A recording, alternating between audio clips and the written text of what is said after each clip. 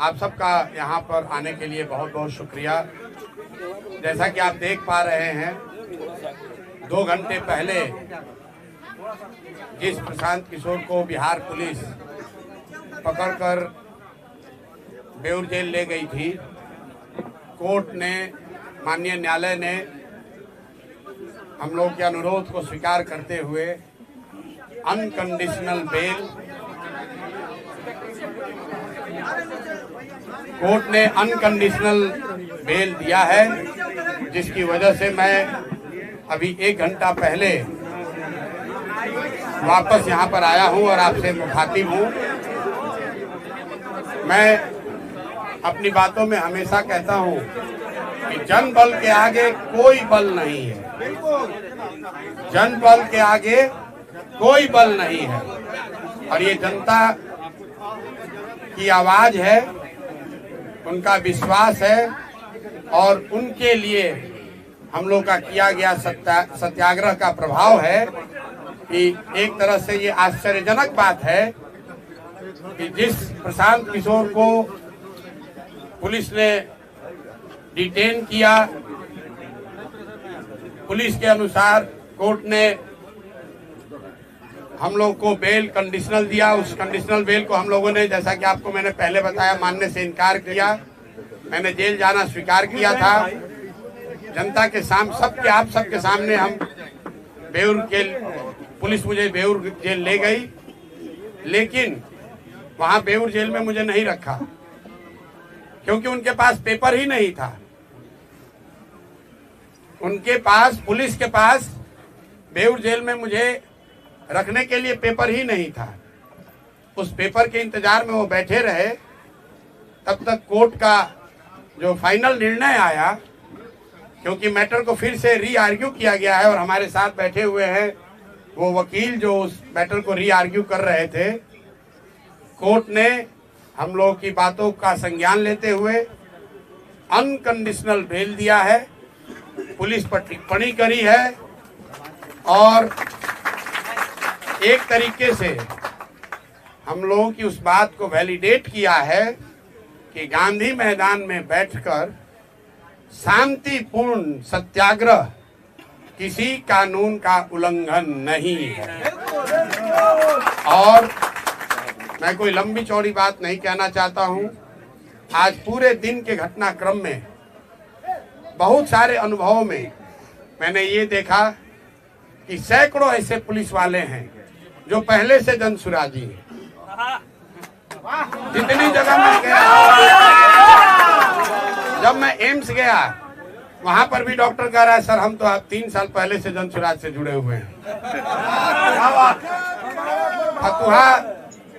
फतुहा समुदाय जैसा आपको मालूम है, एम्स के डॉक्टरों ने जब मेरा एडमिशन वहां नहीं कराया क्योंकि पुलिस के पास पेपर वर्क कंप्लीट नहीं था, पुलिस एम्स से निकाल कर मुझे बाहर ले गई और 5 घंटे तक एम्बुलेंस में घुमाते रहे।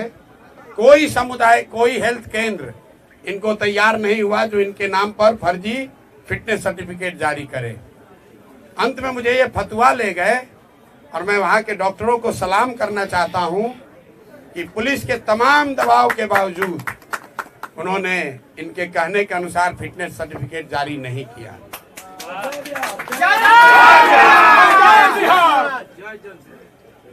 पुलिस वालों में भी, जब मुझे फतुहा सामुदायिक केंद्र से पुलिस वाले लेकर पटना आ रहे थे, तो कम से कम 3 या 4 पुलिस कर्मियों ने मुझे बताया कि सर जो आप लड़ाई लड़ रहे हैं, हम लोग भी बीपीएससी का एग्जाम अभ्यर्थी हैं। एक ने तो बताया सर 2009 में मेरी बहाली भी हुई थी, हम लोगों ने बड़ा संघर्ष किया था, तो जो आप काम कर रहे हैं ये बच्चों के भले के लिए कर रहे हैं। हम अपने नौकरी से बंधे हुए हैं लेकिन आपका पूरी तरीके से समर्थन करते हैं। कोर्ट में जितने लोग मिले हैं, ज्यादातर लोगों ने ये कहा कि हम आपकी बात का समर्थन करते हैं, आपके साथ खड़े हैं और बिल्कुल आपको झुकने डरने की जरूरत नहीं है। तो मैं बिहार के हर उस आदमी का धन्यवाद करना चाहता हूं जिसने इस आज की लड़ाई में जनसुराज की विचारधारा पर, हम लोगों की ईमानदारी, सत्यता और सत्याग्रह पर विश्वास रखा, हम लोग की मदद की। मैं सबका तहे दिल से शुक्रिया अदा कर रहा हूं। और साथ में एक अंतिम बात कह के खत्म करूंगा। मेरा अनशन जारी था, जारी है और आगे जारी रहेगा। आज पुलिस के तमाम प्रयासों के बाद भी मैंने पूरा दिन सिर्फ पानी पर ही बिताया है और मैं ये अनशन वापस नहीं ले रहा हूं। आज रात में युवा संघर्ष समिति की आज ही रात में बैठक होगी और अनशन के जगह और इसके स्वरूप की घोषणा कल मैं आपको करूंगा। मेरी बात अब खत्म हुई। मेरे साथ वकील साहब बैठे हैं। कोर्ट में क्या हुआ और क्या निर्णय आया उस पर अगर कुछ प्रकाश ये डालना चाहते हैं, इनसे अगर आप कुछ सवाल पूछना चाहते हैं तो पूछ सकते हैं। एक बात मैं फिर कहूंगा जो मैंने पीछे कभी प्रेस कॉन्फ्रेंस में कहा है कि सरकारी अधिकारियों में कुछ लोगों में हीरो बनने की आदत हो गई है। पेपर नहीं है, जबरदस्ती पकड़ कर ले गए। गुनाह हमने नहीं किया है, हम पर कोई चार्ज नहीं है, हम पर अपना वर्दी का रोब दिखा रहे हैं। तो आज कोर्ट ने ये दिखाया कि रूल ऑफ लॉ लागू है, ये बनाना रिपब्लिक नहीं है। बिहार सरकार के अधिकारी मनमानी नहीं कर सकते हैं, ना प्रशांत किशोर के साथ और ना जिनके साथ प्रशांत किशोर खड़े हैं। अगर आप मनमानी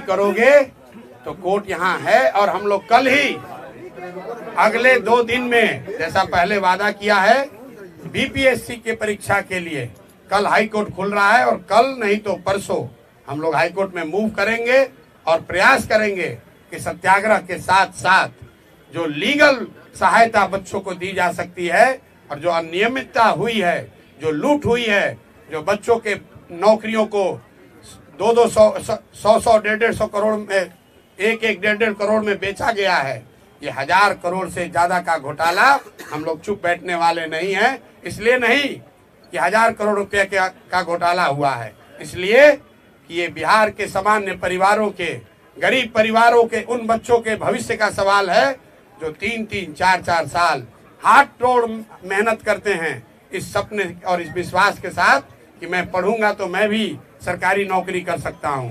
और ये शिक्षा माफिया, भ्रष्ट बीपीएससी, नीतीश भाजपा की घटिया सरकार, ये लोग उन बच्चों के सपनों पर पानी फेरकर 30 लाख 50 लाख 1 करोड़ में नौकरियों का सौदा कर रहे हैं। तो इस पर अब हम लोग चुप रहने वाले नहीं हैं।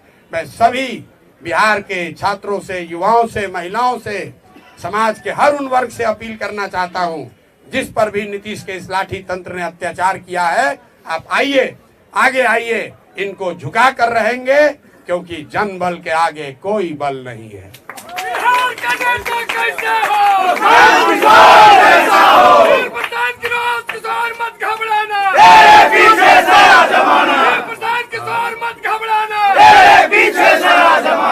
मेरा नाम कुमार अमित है। मैं पटना उच्च न्यायालय में अधिवक्ता हूँ और साथ ही साथ जन सुराजी भी हूँ। विगत 2 वर्षों से मैं प्रशांत जी के साथ जुड़ा हुआ हूँ। जाहिर सी बात है, आधी बात प्रशांत जी ने कह दी, थोड़ा सा उसमें और हम उसको एलैबोरेट कर देते हैं कि एक्चुअली इनके ऊपर जो भी एलिगेशंस लगाए गए हैं, जो भी ऑफेंसेस के एलिगेशन लगाए गए हैं, सब के सब बेलेबल हैं। And as per the guidelines of Honorable Supreme Court and the amendment in the CRPC, इनको थाने से ही बेल मिल जाना चाहिए था कायदे से। बट पता नहीं किसके इशारे पे इनको 6, 7, 8 घंटा पूरा घुमाया गया है पटना, कहाँ गए हैं पता नहीं, और घुमा फिरा के फिर इनको न्यायालय में ले जाया गया है। न्यायालय में भीड़ थी तो ऑब्वियस है कि फर्स्ट राउंड में इनको ऑनरेबल को भी समझने में थोड़ी सी मुझे लगती है कि कोई कुछ माजरा हुआ है कि उन्होंने कंडीशनल बेल ग्रांट किया इन्हें, ठीक है। फिर इन्होंने डिनाई किया कि हम कंडीशनल बेल नहीं लेंगे, कंडीशंस को हम अंडरटेक नहीं करेंगे। जाहिर सी बात है वो कंडीशंस ऐसे थे कि आप पुनः इस तरह की कोई एक्टिविटी ना करेंगे। तो जब मुझे इस बात की जानकारी हुई तो मैं सिविल कोर्ट गया और ऑनरेबल से फिर मैंने रिक्वेस्ट किया कि आप इसको रीहियर कीजिए, इसमें कुछ लैचेज है और वो मेजर है, मिस्टेक ऑफ लॉ की बात है। तो आप काइंडली आप देखिए कि ये जो है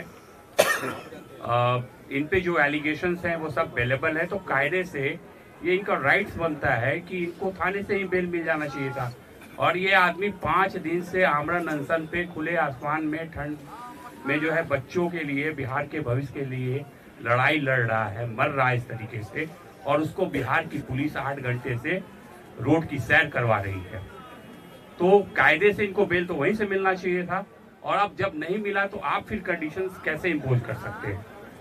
तो थोड़ी देर के बाद उनको समझ में आया ये चीज़ कि हाँ ये मिस्टेक ऑफ लॉ है, तो सी रेक्टिफाइड हर पोजीशन और उन्होंने मॉडिफाई करके और सिंपल पीआर बॉन्ड पे, वो तो लीगल रिक्वायरमेंट है कि उसके बिना कोई काम हो ही नहीं सकता। पीआर बॉन्ड के बारे में थोड़ा कोई कंफ्यूजन ना हो तो मैं बता देता हूँ। पीआर बॉन्ड इज लाइक कि जैसे कि पुलिस अगर इस मैटर को इन्वेस्टिगेट करेगी तो being a proper citizen of this country ये उसमें पुलिस को हेल्प करेंगे, सहयोग करेंगे, ये नहीं कि भाग जाएंगे इन्वेस्टिगेशन से। दूसरी बात ये है कि अगर ट्रायल चलता है, कॉग्निजेंस कोर्ट लेती है और चार्जशीट फाइल होता है तो उसको, उस ट्रायल को ये फेस करेंगे। ये इस भारत का कोई भी नागरिक इन सब चीज़ों से मना नहीं कर सकता। न्यायालय न्याय का मंदिर है, हमें वहाँ से रूल ऑफ लॉ के तहत आज न्याय मिला है, इसलिए प्रशांत जी हमारे साथ हैं। और प्रशांत जी के आगे की लड़ाई, प्रशांत जी की खुद की लड़ाई सिर्फ नहीं है, इस राज्य की लड़ाई है, इस राज्य के बच्चों की लड़ाई है। उन सारे अभिभावकों, वो सारे लोग जो होप्स और एस्पायरेशंस रखे हुए हैं इस मूवमेंट के साथ, उन सब की लड़ाई है। थैंक यू सर, अपना नाम बता दीजिए। कुमार अमित।